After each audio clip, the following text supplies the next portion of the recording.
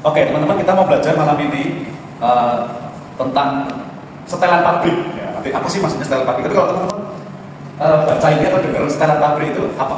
Kalau teman-teman mestinya terbiasa dengan kalimat seperti ini.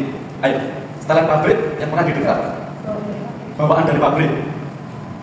Dari awal sudah seperti itu. Dari awal juga seperti itu. Of course. Of course. Apa? Sudah diatur. Terus ada lagi nggak gini, misalnya ada konotasi atau pengertian lain dalam masyarakat ya. Kalau kita ngobrol sama orang itu ada yang jadi pengertiannya negatif. Setelan pabrik itu. Harusnya kan setelan pabrik itu kan bagus ya. Tapi ada yang beredar di masyarakat pengertian tentang setelan pabrik itu ada konotasinya itu negatif. Apa? Pernah dengar? Misalkan apa? Kalau pernah dengar atau nggak pernah dengar di masyarakat setelan pabrik? Seperti ini misalkan. Saya pinjam namanya Tian saja. Tian ini mungkin beberapa tahun yang lalu orangnya disiplin. Ya, jadi datang itu selalu sebelum jam mulai, apapun acaranya, disiplin. Tapi kemudian berubah, jadi nggak disiplin lagi. Tapi kemudian disiplin lagi. Tapi aslinya Tian itu yang seperti apa sebenarnya? Disiplin. Disiplin. Nah itu masih positif. Setelan pabriknya Tian itu positif, disiplin. Tapi ada setelan pabrik itu negatif. Jadi orang itu selalu bilang kalau ngomong ini tadi dia oke disiplin. Kalau ke Jessica misalnya, oh Jessica datangnya pasti selalu telat. Ya udah setelan pabriknya. Setelan pabriknya dia apa? Selalu telat. Jadi konotasinya itu negatif. Tapi seringkali itu yang kita dengar teman-teman. Ya kalau di masyarakat seperti itu. Tapi kalau di handphone, ya kan pernah nggak HP-nya error, terus di reset. Ya reset itu kan setelan pabrik kalau dalam bahasa Indonesia. Di handphone betul nggak? Ya kan di reset. Itu artinya itu apa? Kembali ke semula dan apa? Kalau kembali ke semula itu berarti apa?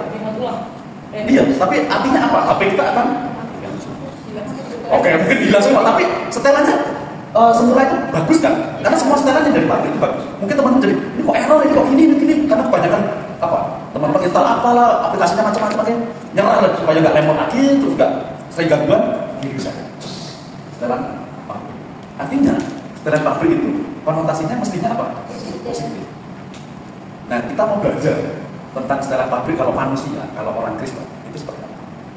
Ya, setelan pabrik kita semua seperti apa? Aslinya kita itu seperti apa? Ayo. Aslinya kita, setelan pabriknya kita itu seperti apa? Seperti ini. Yang mata punya hidung. Baik atau buruk?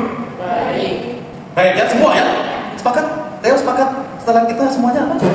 Baik. Matthew setuju? Kita semua setelannya? Baik. Ya betul. Bahwa kita manusia itu diciptakan sempurna. Ya coba lihat ya Kejadian pasal 1 ayat 26-28. Bahkan kita HP tapi bukan Alkitab. Ya saya sengaja ini. Ada yang mau bacakan? Ada yang mau bacakan di situ? Yang bisa suaranya keras?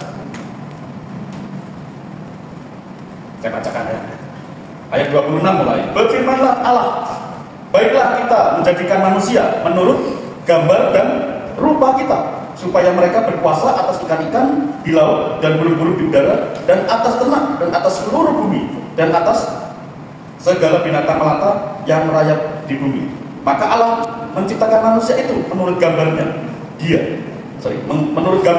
menurut gambar Allah diciptakannya dia. Laki-laki dan perempuan diciptakannya mereka.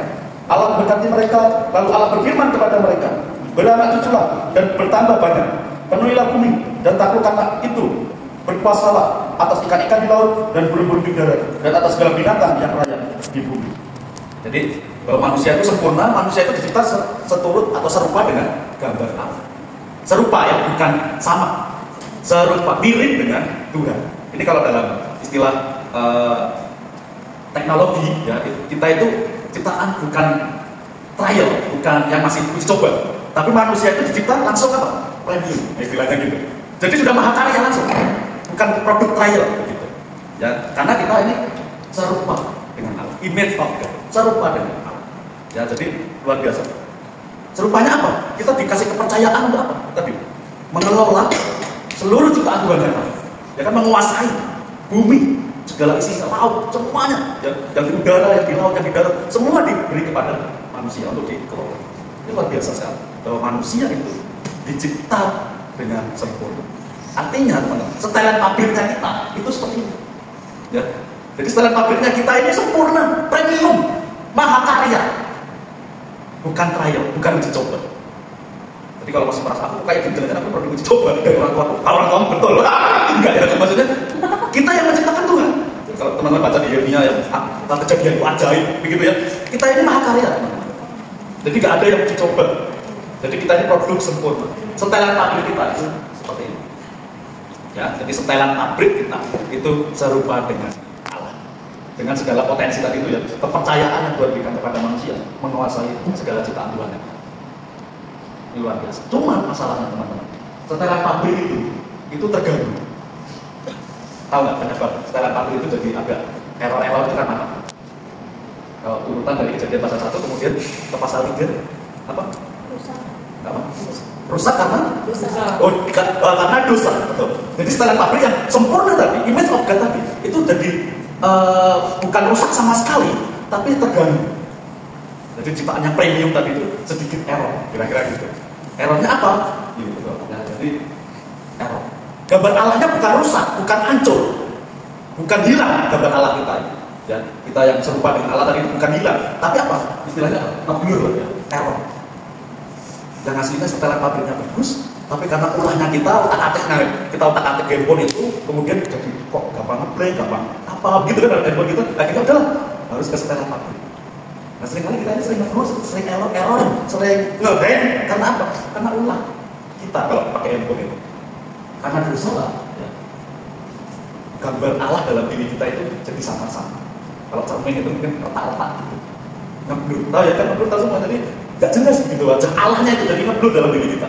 Yang muncul elek, kira-kira gitu ya tadi. Setelah pabriknya jadi rusak, jadi gak disiplin, jadi pemalas, jadi apa? Pemarah, jadi apa? Itu karena ulah itu rusak. Dan ini kalau kita lihat efek ya, dampak dari ini itu banyak sekali. Makanya setan ya, kalau kita boleh menyalahkan setan, kalau ini kan menggoda setan. Tapi jangan terus-terusan terlalu sering menyalahkan setan. Ya. Kadang-kadang salahnya kita, tapi kita minta cari kambing kita, yang salah itu selalu setan. Kalau saya malas, itu setan bikin saya malas. Kenapa saya nggak kerja? Setan ini gak saya. Jangan sering-sering salahin setan. Kita yang malas nyalahin setan terus. Memang penyebab utamanya setan, tapi jangan dikit-dikit nyalahin setan. Malasnya kita udah jangan cari kambing kita gitu. Ya. Tapi betul bahwa dengan kita manusia jatuh dalam dosa. Gambar Allah potensinya hebat tadi, mahakarya tadi, yang premium tadi, itu jadi downgrade, istilahnya kira-kira begitu ya. Jadi downgrade, mahakarya yang premium tadi, jadi downgrade, jadi lemon, jadi sering error, jadi sering nge-hang dan segala macam. Itu gara-gara ini. Terus kemudian teman-teman ya, turunan dari itu yang kemudian menyebabkan gambar Allah itu makin ngeblur, makin kabur dalam diri kita, itu beberapa ini. Tapi ya ini semua kalau saya bilang, kita kembali kalau boleh menyalahkan setan itu campur tangan di sini semua. Ya, ini penyebab pertama misalkan keluarga dan lingkungan. Semakin ngeblur kita itu. Kalau dalam keluarga kita mengalami penolakan, merasa tidak dimiliki, tidak dihargai potensinya dibandingkan dengan orang. Betul ya? Jadi, tapi seringkali dalam keluarga sering sih seperti itu. Tapi jangan sampai kita ini juga dalam keluarga atau kita ini jadi dimanfaatkan kemudian betul-betul cari kambing hitam itu setan atau keluarga itu. Kalau teman-teman sudah mulai tumbuh dewasa, teman-teman bisa lihat positifnya di mana. Ya. Kadang-kadang ada hal baik, misalkan hal baik dari dibandingkan dengan orang lain, bukan semata-mata mau membandingkan, tapi menjadi pembanding supaya kamu nggak kayak itu. Atau kalau bandingkannya dengan orang yang lebih bagus, supaya kamu kayak itu. Nah, itu beda juga. Tapi betul bahwa dalam keluarga dan lingkungan seringkali membuat kita jadi lebih downgrade, jadi lebih gampang error, jadi gampang nge-hang itu kita di dalam keluarga dan lingkungan itu pasti. Dan kalau kita bicara lagi menyalahkan setan doyan banget, setan getol banget ya, main di keluarga ini. Makanya kalau kita keluarga Kristen itu paling nggak disukai oleh setan. Setan itu berusaha bagaimana keluarga Kristen itu hancur. Setan itu nggak mau keluarga itu hancur. Berbagai cara setan mau menghancurin ini. Antara hubungan suami istri, hubungan orang tua dan anak. Memang kita polanya, teman-teman ya, polanya dari perjanjian lama, perjanjian baru sampai hari ini, setan itu mau kerja merusaknya adalah keluarga. Kalau kita bicara gereja, kalau keluarga hancur, gereja hancur. Betul nggak? Keluarganya misalkan keluarganya Sony, keluarga saya, keluarganya Maema, keluarganya Om, keluarganya Jason, keluarganya Tia, keluarganya Erin, dihancurin sama setan, gereja bubar. Makanya setan itu magangnya apa? Keluarga. Yang dihancurin keluarga. Karena kalau keluarga hancur, gereja hancur. Jadi setan itu getol banget ngancurin keluarga Kristen. Kenapa keluarga Kristen? Ya keluarga Kristen berusaha sekali untuk harmonis kan? Tapi keluarga lainnya nggak harmonis, ya ngapain kita nggak harmonis, nggak usah diganggu. Iya kan? Tapi keluarga Kristen kan orang berusaha bagaimana nih kita keluarga jadi harmonis, jadi lebih baik, keluarga yang melayani Tuhan dan segala macam. Iya kan? Itu yang dihancurin. Tapi kalau keluarganya juga nggak harmonis, apa yang digodain? Udah hancur lah istilahnya gitu. Ya, jadi ini penyebab. Makanya nanti termasuk keluarga hubungan orang tua dan anak. Itu juga yang mau dihancurin. Kalau teman-teman misalkan lihat banyak, termasuk saya sudah cerita, teman saya itu anaknya pendeta. Waktu SMP, SMA, beberapa waktu lalu ketemuan mampir di sini ke rumah saya. Betul, anaknya pendeta yang satu menikah dengan orang beragama. Tapi aku lihat dari SMP dulu, udah kayak gitu. Anak pendeta nakal sejak SMP gitu. Itu dulu, teman-teman. Jadi kalau kita boleh sekali menyalahkan setan getol banget, mau ngancurin keluarga, termasuk ke anak-anak, keluarga anak Kristen. Makanya perlu saling mendoakan keluarga Kristen. Karena kalau keluarga kuat, gereja pasti kuat. Ya itu akibatnya kalau kayak gitu tadi apa? Ini mentalnya. Ya sekarang kena istilahnya apa? Kena mental. Iya kan? Jadi anak jadi minder, takut gagal, merasa tidak layak, khawatir, tidak berani, bahkan tidak berani bermimpi. Ngapain mikir jauh-jauh 5 tahun, 10 tahun yang akan datang? Karena mentalnya udah ya, jadi gara-gara setan ditambah di keluarga tadi seperti itu, ada banyak orang ngeblur ya, semakin ngeblur. Kayak gini kan sebenarnya bukan style pabriknya. Kita tuh harusnya nggak kayak gini, kita punya potensi luar biasa. Kita ini serupa, segambar dengan Tuhan. Tapi kok kayak gini? Ini jelas bukan style pabrik kita. Betul nggak? Ini jelas bukan style pabrik yang minder, takut, yang khawatir, itu bukan style pabrik kita. Tapi kita jadi seperti ini. Yang kedua, potensinya kita. Nah, jadi mentalnya tadi yang pertama, yang kedua itu potensi. Kalau lihat teman-teman, ini gambarnya apa? Ini ayam, terus ini apa? Elang, Raja Wali. Jadi ini ceritanya kan ada telur Raja Wali jatuh di kandang ayam. Akhirnya ikut dierami oleh ayam. Neteslah telur Raja Wali itu bersama telur ayam itu. Netes bareng-bareng.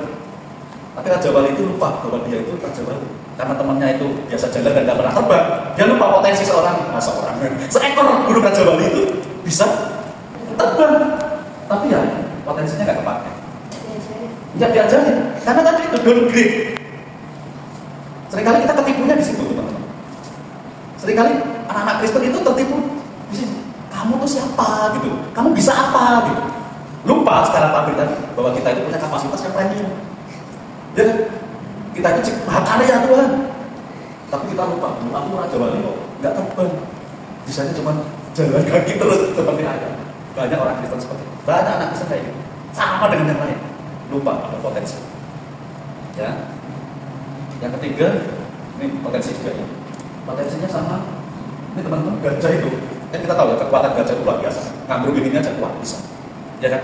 Tapi dia terbiasa cuma diikat tali dengan patok yang kecil. Jadi kalau dia udah kena tarik ini, terus ini goyang kan, berarti cukup ya, nggak berani melangkah lebih lanjut. Mau melangkah, kena tali, udah nggak bisa. Ada batasannya. Padahal harusnya dia jangankan cuma segini ya, rumah aja bisa. Dulu saya sering lihat waktu di Lampung itu gajah banyak. Makanya sampai sekarang juga di Lampung itu ada Wai Kambas itu khusus apa namanya? Kayak taman safari itu apa namanya? Kebun binatang khusus gajah. Dulu kan ada sepak bola gajah. Itu banyak di. Jadi pohon kelapa, pohon apapun itu ambruk gara-gara gajah rusak. Cuman kalau dia terbiasa ditali ini dengan patok yang gajah, dia udah gini kayak kesempet gitu. Dia nggak mau. Padahal dia terbang gini aja kan ambruk. Cuman karena dia terbiasa begitu, dibatasi begitu, dia cukup potensi. Dia lupa sekali lagi ya, potensinya dia ini besar. Nah seringkali sama kita juga begitu, dibatasi, kamu nggak bisa. Ya. Nah kalau tindakannya apa? Pengaruh kepada tindakan tadi ya, karena dosa, karena keluarga, lingkungan kita membuat kita tindakannya seperti itu. Ya tidak semestinya. Jadi Tarzan, tahu ceritanya Tarzan kan? Tarzan itu kan ceritanya manusia, ya kan? Memang tertinggal gitu ya. Atau versi yang saya pernah lihat itu kan dia kayak anak orang kaya ya kan? Mereka wisata ke hutan, bayinya tertinggal di hutan. Bapaknya kabur kan, orang tuanya itu kerabatnya kabur semua. Nah bayi ini tertinggal di hutan. Diselamatin sama mereka ini. Ini kan? Akhirnya diajarin aja cara jalannya kayak gitu, bisa bergelantungan dan dilompat dari pohon ke pohon gitu. Makanya waktu ketemu dengan keluarganya lagi, kaget loh, dia kok kayak perilakunya kayak si Namang ini gitu. Nggak kayak manusia jalan tegak atau apa, kok bisa bergelantungan itu keluarganya waktu menemukan pertama kaget. Jadi perilakunya, tindakannya tidak seperti manusia. Kita juga seringkali begitu orang-orang ini orang Kristen kok kayak gini.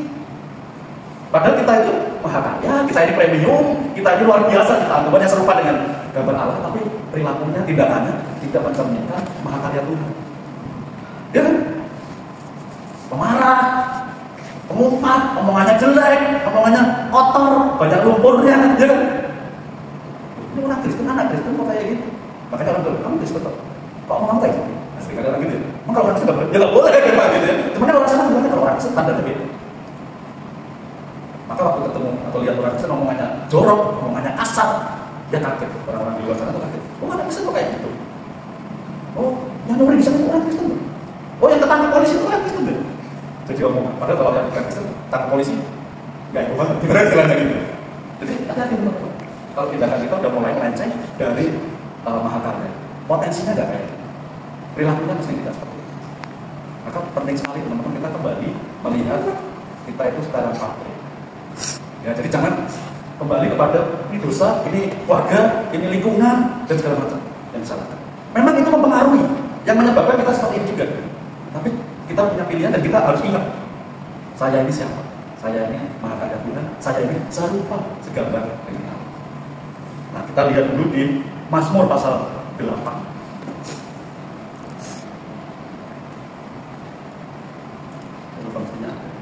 Nah, ini ya. Kita ke sini ya. Oke, kita baca di sini aja ya. Kita baca bersama-sama ya. Dengan suara yang keras. Mazmur 8 ini ayat 5 sampai 7.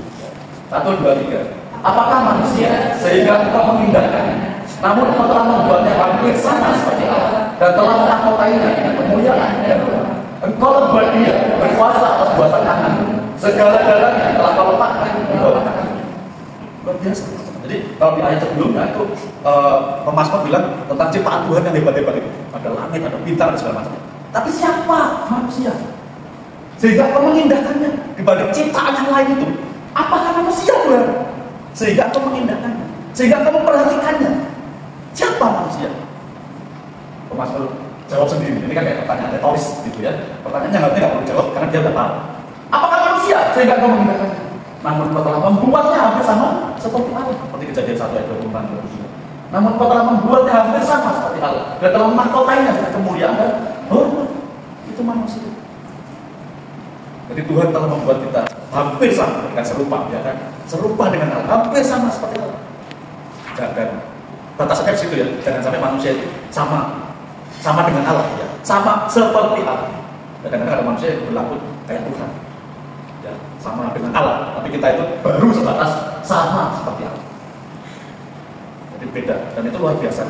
Jadi manusia itu dibuat serupa dengan Allah. Dan telah menakutainya dengan kemuliaan dan hormat. Nah, seringkali tadi ya, kita itu jadi downgrade bahwa kita itu diberi kemuliaan, diberi hormat. Tapi seringkali jadi downgrade. Yang membuat downgrade ya kita sendiri. Ya. Nah, ini penting sekali teman-teman. Makanya kalau misalkan ya dari keluarga, lingkungan atau siapapun yang membuat kita jadi hancur, membuat gambar Allah itu ngeblur, ya, jadi error ya gambar Allahnya, kita perlu berdamai dengan diri sendiri. Ini perlu kita menerima itu. Dan perlu mengingat bahwa kita itu gambar Allah tadi. Kembali kepada setelan pabrik. Ingat setelan pabrik saya aslinya seperti Allah. Ya, jadi harus seperti itu. Membuat kita jadi percaya. Ada banyak orang kalau nggak bisa berdamai selalu menyalahkannya siapa? Keluarganya, lingkungannya, bahkan menyalahkan Tuhan. Jadi jangan sampai seperti itu. Maka pada saat sini kita berdamai, kita ingat siapa kita. Kita itu adalah ciptaan Allah. Ya. Dibuat oleh Tuhan itu hampir sama seperti Allah, serupa dengan Allah. Itu penting sekali. Ya. Nanti kalau pas kita ini dalam posisi terendah kita, ya, pada saat titik nol kita perlu ingat di sini. Dengan begitu pasti kita kembali kepada potensi dari percaya diri, dari Tuhan membuat saya punya banyak kapasitas. Karena kita itu kalau kaitannya dengan serupa segambar dengan Allah itu dalam pengertian kalau ditafsir itu kita itu wakilnya Tuhan di dunia. Bayangin. Tuhan itu tadi menciptakan dunia kepada kita, ya kan? Kepada ciptaan. Artinya kita ini wakilnya Tuhan di dunia ini. Jadi nggak luar biasa dari mana kalau kita ini jadi perwakilan Tuhan di dunia ini. Makanya baik buruknya lingkungan kita sebenarnya tanggung jawabnya orang Kristen. Karena kita ini wakilnya Tuhan. Ya. Nah ini contoh, saya sudah sering kali kasih contoh yang seperti ini. Ini di Alkitab ya, di 2 Raja pasal 5 itu ada satu anak dan disebut dengan gadis kecil. Memang masih di bawah umur. Ya, jadi dia waktu Israel kalah perang ya, dengan pasukannya Naaman ini, si gadis kecil ini dibawa, diangkut ke panglima perang ini, ke rumahnya Naaman dan pembantu di situ. Tapi luar biasanya, dia nggak mau menyalahkan siapa-siapa. Dia nggak mau menyalahkan orang tuanya, teman orang tua kok nggak nyari saya. Atau dia nggak mau menyalahkan Tuhan, kok kalau Tuhan luar biasa kenapa membiarkan saya diangkut pada musuh, jadi pembantu. Dia nggak menyalahkan siapa-siapa. Dia tetap di situ dan luar biasa. Kalau ini kan muncul cerita karena Naaman sedang sakit kusta. Dan berbagai dukun nggak bisa menyembuhkan kustanya Naaman. Nah, ini kepo ya. Nyonya, kalau Tuhan itu sudah berubah kemana? Coba datang ke Nabi yang di sana. Pasti Tuhan menyembuhkan. Jadi dia ngomongnya ke nyonyanya, Tuhannya. Dia nyonyanya mungkin pasti ngomong ke Naaman, terus dengan pengawalnya, oke kita ke sana menemukan Nabi Elisa. Luar biasa sembuh. Nah, artinya apa teman-teman? Dia nggak sakit hati, dia nggak nyalain siapa-siapa. Tapi dia tetap percaya kepada Tuhan. Maka juga kalau Tuhan menemui Nabi yang di sana itu, pasti Yahweh, pasti Tuhan Israel menyembuhkan Tuhan. Artinya dia masih punya kepercayaan kepada Yahweh, kepada Tuhan Israel. Artinya dia nggak kecewa sama Tuhan dia, betul ya? Karena dia masih menyebut Tuhan pasti menyembuhkan Tuhan. Luar biasa. Beda dengan anak-anak zaman sekarang. Dikit-dikit error ya, dikit-dikit sakit hati. Ini malah jadi pembantu, jadi tidak punya alasan yang sama dia kecewa, ya kan? Dia bilang mungkin nggak perlu percaya Yahweh lagi lah, aku di sini aja dengan cara ini seperti ini, udah cukup. Dan mungkin dia juga nggak peduli mau tuanku sakit, mau apa, karena dia sakit hati juga. Apakah bapakku masih hidup atau bapakku dibunuh oleh mereka? Dia punya alasan sakit hati, tapi posisinya dia dengan dia memperhatikan tuannya, dia pengen tuannya sembuh, dia punya belas kasihan, dan dia tetap percaya kepada Tuhan. Itulah biasa. Ini mental anak kecil kayak gitu, yang perlu ditiru oleh anak-anak zaman sekarang. Ya, nggak gampang baperan, anak mental segala macam gitu. Ini luar biasa ya, dari kecil di rumah. Satu lagi, pernah lihat ya? Pernah ya? Ini contoh yang sudah lama dan dia sampai sekarang dia masih hidup ya. Jadi bagaimana dia hidup tanpa lengan, ya, tanpa anggota badan ini ya, lengan termasuk kaki. Ayo kalau saya seperti itu pasti banyak lain siapa-siapa ya. Gua nggak salah, orang tua aku itu belum minum apa aku di dalam kandungannya kan pasti jangan minum silet motong-motong mungkin makan bubur kelelekan silet gitu, potong lah lengannya, potong lah kaki. Bisa dia punya alasan menyalahkan orang tuanya, betul ya? Punya alasan dia menyalahkan Tuhan. Tapi ini enggak seperti itu. Dia terima keadaannya, justru dia memberitakan kabar baik. Dia bersaksi bahwa Tuhan baik meskipun saya seperti itu. Mungkin kalau kita ini yang nggak bisa renang, dia bisa renang luar biasa. Dia khotbah naik aja. Dia khotbah luar biasa. Ya, yang salut juga pasti orang tuanya ya. Dengan anak yang seperti ini, dia terima, dia apa sampai di sekolah yang macam-macam. Tapi yang pasti ini juga nggak diam saja, dia nggak memberontak, dia nggak menyalahkan siapa-siapa. Makanya dia bangkit, dia bersaksi.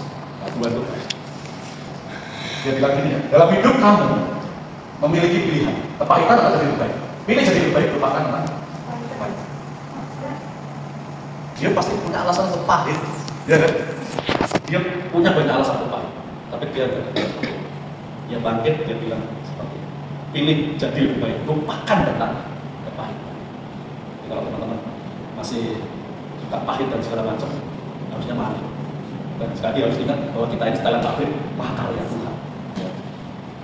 Makanya terakhir kita coba ya malam ini, atau nanti pulang, sebelum tidur, renungkan dan minta ampun sama Tuhan. Tuhan, mohon maaf, mohon ampun kalau saya selama ini sudah menyalahkan Tuhan, menyalahkan orang tua, menyalahkan orang-orang di sekitar saya. Kalau saya seperti itu, dan kembali ingat bahwa aku ini premium, aku ini mahakarya Tuhan, yang diberi tanggung jawab mengelola seluruh ciptaan. Kita diberi stewardship, bertanggung jawab atas ciptaan, menjaga semuanya. Itu luar biasa. Hanya manusia, malaikat tidak kasih. Harusnya ciptaan yang bagus itu malaikat. Tapi Tuhan tidak mempercayakan dunia ini kepada malaikat, mempercayakan dunia ini kepada manusia. Itu luar biasa. Maka malu lah kalau kita ini seringkali error, seringkali downgrade atau merasa nggak mampu. Ingat ya, Tuhan memberi potensi luar biasa. Karena kita ini wakilnya Tuhan, kita ini maha kaya. Jadi kalau ingat setelan pabrik, harusnya setelan pabrik yang positif. Karena kita dari awal ya, dikonstruksi, dibangun oleh Tuhan, diciptakan oleh Tuhan dengan segala kemampuannya. Makanya kalau kita lihat sebenarnya sampai sekarang manusia bisa melakukan apa saja, betul ya? Kayak Mas Elon ini, Elon Musk, Elon Musk, dia penasaran semua itu. Dia belajar berbagai bidang ilmu. Makanya dia bilang, mau bagaimana ini? Kalau kamu mau pinter, tinggal nambah chip aja kok. Tinggal install aja. Mau pinter apa? Mau pinter komputer? Install aja. Mau pinter bahasa Inggris? Install aja. Di otak. Itu potensi sih. Tapi apakah itu menyalahi teologi atau apa? Enggak tahu. Tapi yang pasti potensinya manusia itu sejauh itu. Dia bilang nanti kita pelan-pelan pindah ke Mars. Ya, dia beberapa kali survei di Mars itu bisa hidup katanya. Segitunya manusia itu. Memang kalau orang yang ini ngalir, ini tanda-tanda kejaman, orang bilang gitu ya. Ini pasti Elon Musk itu antikris, mau bikin chip, nanti 6. Orang itu ngomongnya gitu. Tapi satu sisi, buat saya kagum dengan yang mana manusia diberi kemampuan seperti itu. Dia mau buat ini juga kan, termasuk sekarang kalau udah masuk di Indonesia itu Starlink ya. Itu udah mungkin banyak hal yang tapi yang saya lihat itu contoh saja bahwa Tuhan memberi kemampuan kepada kita itu sejauh dan mungkin bisa lebih. Ya. Terakhir kita mau baca, kalau baca Yohanes 14 ayat 12. Yohanes 14 ayat 12 kita membaca bersama-sama ya. Silakan. Aku berkata kepadamu, Sesungguhnya barang siapa percaya kepadaku, dia akan melakukan juga pekerjaan-pekerjaan yang aku lakukan, bahkan pekerjaan-pekerjaan yang lebih besar daripada. sebab aku pergi kepada Bapa. Jadi Tuhan Yesus berjanji kepada kita teman-teman, ya, bahwa yang dilakukan Yesus itu hebat, ada banyak mujizat, ada di luar nalar, di luar ilmu pengetahuan. Tapi Yesus bilang kepada murid-murid, kepada kita semua, bahwa kita pun bisa melakukan pekerjaan-pekerjaan itu, bahkan pekerjaan-pekerjaan yang lebih besar. Ini luar biasa. Jadi sekali lagi teman-teman, mari ingat itu kalau posisi kita lagi titik mau atau apa, lagi galau, lagi apa, ingat kita ada setelah pagi yang premium, maha kaya. Jadi kalau kita masuk, aku nggak bisa ini, aku nggak bisa itu, coba pikir, aku ini maha kaya, mungkin aku bisa, ya kan? Mungkin aku bisa, jadi nggak menyerah dulu. Ya, oke, itu saja yang kita bisa baca di malam ini. Tuhan memberkati.